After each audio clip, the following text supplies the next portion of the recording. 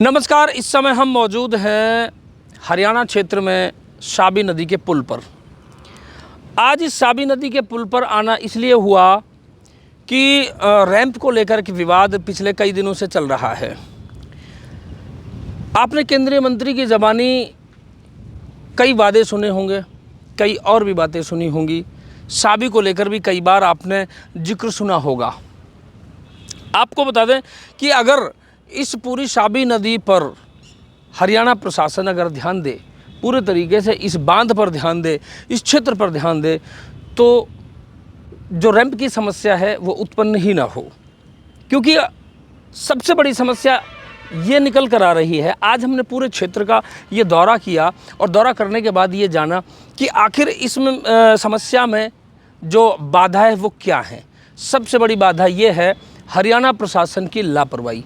हरियाणा प्रशासन ने ना जल बहाव क्षेत्र में जो रास्ते हैं, जो नाले हैं, उनको दुरुस्त नहीं किया, समय पर साफ़ नहीं किया। अगर कहीं टूट गए हैं तो उनको रिपेयर नहीं किया गया, जिसके कारण ये जो समस्या है पनपी है। क्योंकि नेचुरल जब फ्लो हो, जल बहाव का जो क्षेत्र होता है उसमें जिस क्षेत्र से, हरियाणा के क्षेत्र से अगर पानी निकलता है तो रास्ते जो हैं वो हरियाणा प्रशासन की जिम्मेदारी है, और अगर राजस्थान के क्षेत्र से निकले तो राजस्थान के क्षेत्र की जिम्मेदारी है।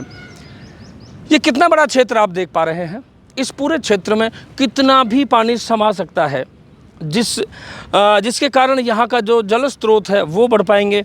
यहाँ की जो समस्या है, जो जल भराव की जो समस्या है, धारूहेड़ा की जो समस्या है, भिवाड़ी की जो समस्या है, वो पूरी की पूरी जो है समाप्त हो सकती है 1 मिनट में, बशर्ते प्रशासन इस जिम्मेदारी को ले ले कि समय पर रास्ते दुरुस्त कर दे। पानी की जो व्यवस्था है, जो निकासी की जो व्यवस्था है पानी की, उसको दुरुस्त करे, नालों को समय रहते साफ़ करे। कुछ ऐसे बीच के रास्ते हमने देखे जो पानी के बहाव के जो क्षेत्र हैं, जहाँ से पानी आना चाहिए, वो पूरी तरह से क्षतिग्रस्त है। वो आज भी उनमें पानी भरा हुआ है। पानी इसलिए भरा हुआ है कि उनकी सफाई सही समय पर नहीं हो पाई।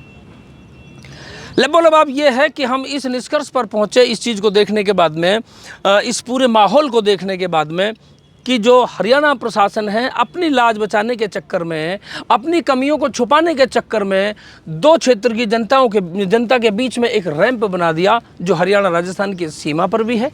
दोनों के भाईचारे में खटास भी कहीं ना कहीं पैदा हो रही है, और उसी को लेकर के ये पूरा विवाद है। लगातार प्रशासन मीटिंग कर रहा है। जो भिवाड़ी का प्रतिनिधिमंडल है उनकी हम बात करें तो उन्होंने उनके प्रशासन के साथ बैठ कर के बातचीत की, तो कहा गया कि बहुत जल्द इसकी समस्या का समाधान निकाला जाएगा, थोड़ा सा समय चाहिए। जो रेवाड़ी जिला कलेक्टर है उन्होंने भी समय मांगा है 1 हफ्ते का, कि आखिर इसमें क्या हो सकता है। बड़ी सी बात ये है, निकल कर जो आने वाली बात है ये, कि अगर समय पर रास्ते जो है दुरुस्त कर दिए जाए तो इस समस्या का समाधान कोई बहुत बड़ी बात नहीं है, बशर्ते अच्छी नीयत के साथ और अच्छी सोच और समझ के साथ, सूझबूझ के साथ, स्थानीय लोगों के सहयोग के साथ इस समस्या का समाधान किया जा सकता है। ये वो पूरा क्षेत्र है जो कितने ही पानी को अपने बीच में, अपने अंदर समा लेने की क्षमता रखता है। यहाँ पर जो पानी है इस समय, इस पानी की व्यवस्था अगर हम देखें, इस पानी की जो स्थिति है इस समय, वो पूरा एक दूषित जो पानी है वो दिखाई दे रहा है। जिसका सबसे बड़ा कारण ये है कि जल अगर एक जगह कहीं भरा रहता है तो वो दूषित हो जाता है। जल अगर चलता रहता है, पानी जो अगर चलता रहता है तो वो दूषित नहीं हो पाता। लेकिन जल कहीं जमाव की स्थिति में आ जाता है, अगर जल इकट्ठा हो जाता है तो वो दूषित हो जाता है। वही स्थिति कहीं ना कहीं यहाँ पर है, और इसके शिकार भी कहीं ना कहीं आसपास के जो लोग हैं वो हो रहे होंगे। इस दृश्य को आप देखेंगे तो आपको देखने में बहुत अच्छा लग सकता है, लेकिन वाकई में ये इतना अच्छा नहीं है। क्योंकि जगह जगह आप देखेंगे गंदगी से अटा हुआ है पूरा जो क्षेत्र है ये। अगर इसको पूरी तरीके से दुरुस्त कर दिया जाए, अगर अपनी लाज बचाने के चक्कर में रैंप की समस्या को छोड़ करके अगर शाबी नदी पर हरियाणा प्रशासन ध्यान दे, तो कम से कम इस समस्या का समाधान हो जाएगा। न सिर्फ यहाँ की जो पानी दूषित हो गया है, यहाँ जो पूरी तरह से वातावरण जो दूषित हो रहा है, वो पर्यावरण पूरी तरह से शुद्ध हो जाएगा, जल स्रोत बढ़ जाएंगे। बस सिर्फ ज़रूरत है तो अच्छी नीयत के साथ काम